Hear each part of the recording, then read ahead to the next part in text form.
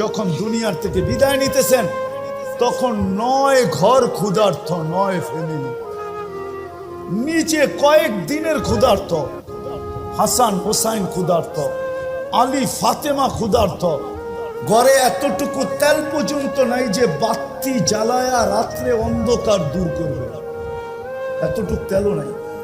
আম্মা জান বলতেছে যদি থাকতো তাহলে খিদা নিবারণের জন্য তেলটা আগে পান করে নিতাম, এতটুকু খিদার তাড়না ছিল। ওই সময় চোখে পানি। জিবরিল জিজ্ঞাসা করছে কেন কাঁদেন? আতাবকি ওয়া আনতা ইলা রফিকিল আলা, আপনি এখনো কাঁদেন? এখনই তো আল্লাহর সান্নিধ্যে চলে যাবেন, এখন কান্না কেন? তো বলছে জিবরিল ফামান লিবাদি লি উম্মতি, কান্না এই জন্য যে আমার পরে আমার উম্মতকে কে দেখা রাখবে। ওই উম্মত আজকে